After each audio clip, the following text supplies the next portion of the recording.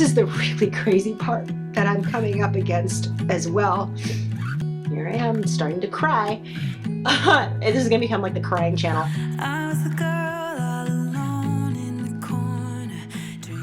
Mabuhay and welcome back to the channel. My name is Tez Milan. I am a Filipina American creative here in Manila. I just landed literally like an hour ago. Mabuhay and welcome back to the motherland. Just landed in Manila. I right now have the most pristine view of Luneta Park. And for the very first time, I'm going to get to watch the sunset over Manila Bay, which I have heard is a stunner.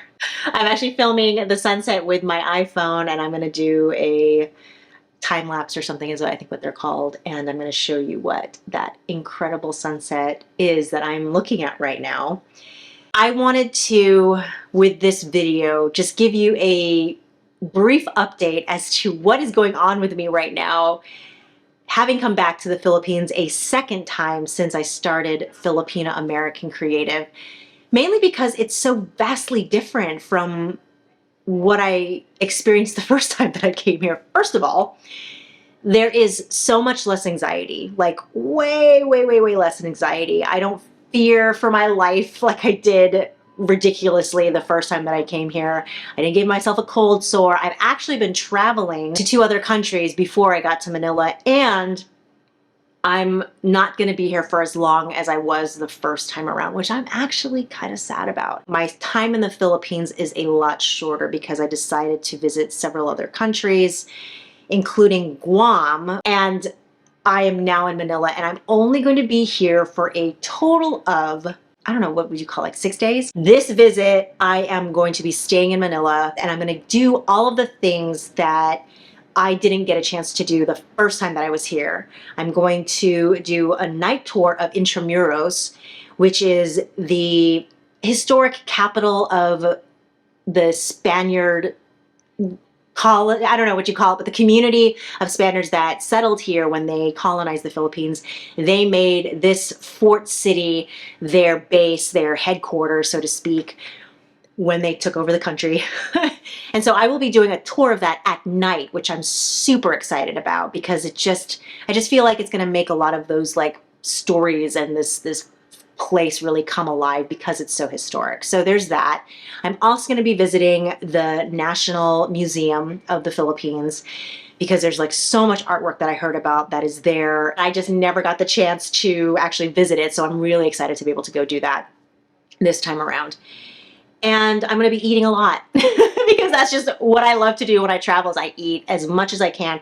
And I'm going to some really amazing places. The main reason why I wanted to get on camera to share with you right now, as I'm now landed back in the motherland, fresh off of the plane, I wanted to share with you just kind of how I'm feeling being back here in the Philippines. Because as I said when I first started this video, I'm not feeling nearly as anxious as I was the first time that I came here. Like, I now know how to use Grab, that actually Grab, which is the equivalent of Uber here in the Philippines, it's become more reliable is what I've been told, and I was able to use a Grab to go from the airport to my Airbnb, and it was like super easy and super convenient and like the smoothest experience ever. So like, that's one main thing that I wanted to share with you is that I had so much anxiety coming into the Philippines, like preempted, like created anxiety, not as bad as the first time I came here, but like I was just sort of like, okay, it's gonna be super stressful. I'm gonna get to Manila and I'm gonna have to like find a car and try not to get screwed over. I mean, just all of these like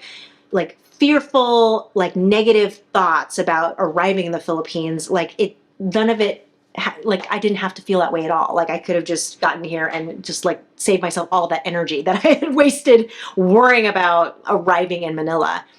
And the other part about it too is that I was like telling my friends, I was like, oh yeah, Manila's like super chaotic and it's just so hard to travel there. And it's actually like, so far, I don't want to jinx myself because I just got here, but like so far, the part that was like the most stressful for me the first time that I came here was like the easiest it's ever been, like ever.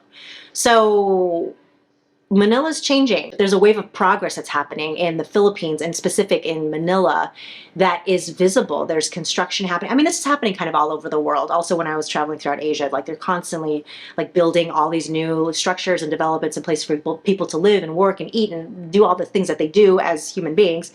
And that's definitely happening in Manila.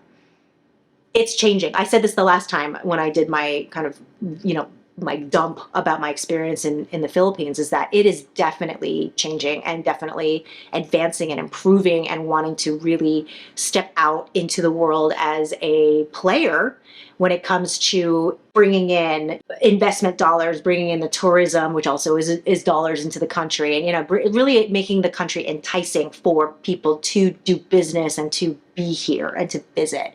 So that's really nice. It's really nice to know that that is advancing for the country and at least for the capital.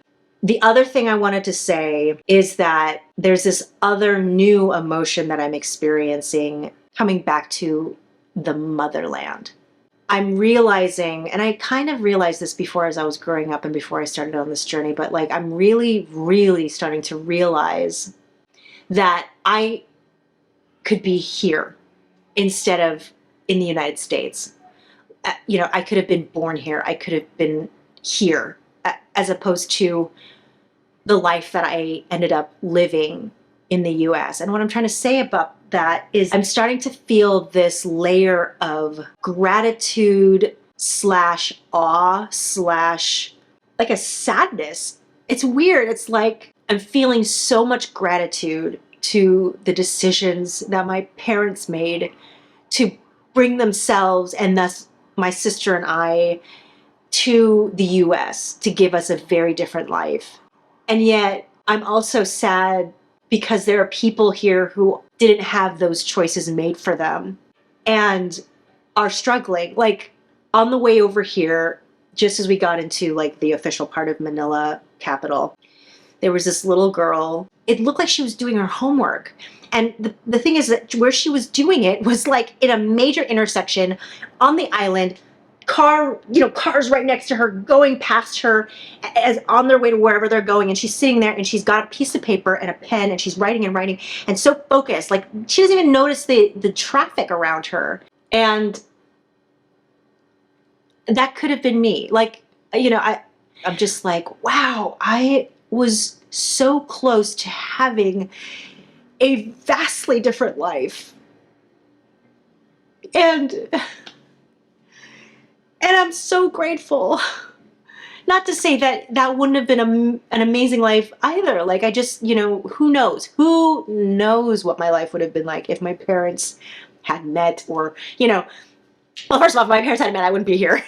But let's just say that my parents had met and they decided to stay in the Philippines, or they met, but they didn't lead the lives that they did, or had the opportunities that they were given by their family. Like this is that whole like ancestor thing that I've been grappling with. Like the whole ancestor idea is really like coming at me right now. Is that all of the decisions that my family made, family not just being my parents or grandparents, but like all of the decisions that the ancestors in my family made in order to give me the place that I'm at right now. And now what I'm able to do with it, that I can sit and think about what it means to be Filipino, where there's another girl who could have been me sitting in the middle of all of this traffic, trying to do her homework, trying to make her life better.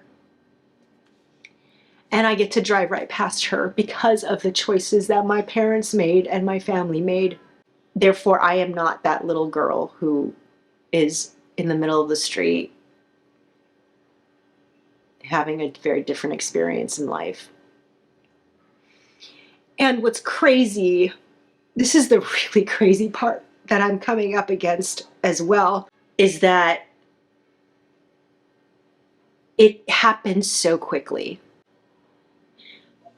I shared this with you last year. At the time I was 43, I'm now 44 years old. I'm a 44-year-old YouTuber. I mean, like, it's just like, what?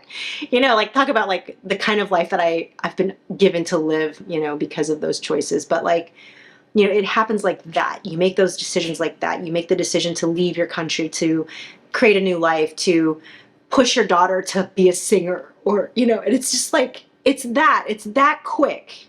And then life happens, and then suddenly you look back and you're like, whoa, what did I just do with my life? You know, it's like, I think I used to grapple with the idea of, does any of this matter? You know, it's like, does my life really matter? Does me being on this journey really matter? Does me caring about what I care about really matter? And it's like, yes, it does. Because even though I may not have children of my own, like, actually that came out of me, but like, the things that I'm doing today will somehow affect other people. I'm already seeing it. I can't for sure claim responsibility for this, but like, I've seen people in my life now make the decision to visit the Philippines that hadn't visited since they left when they were a little girl, like, for example. Or my dad buying Skyflakes after I did that episode with my girlfriend Shandi, or my mom starting to talk about, you know, her memories and starting to share with me all of these people that she wants me to interview, because, you know, it's like these kinds of conversations wouldn't have happened if I hadn't gone on this journey. And so I guess what I want to say with this whole update, oh my God, is that what we do matters.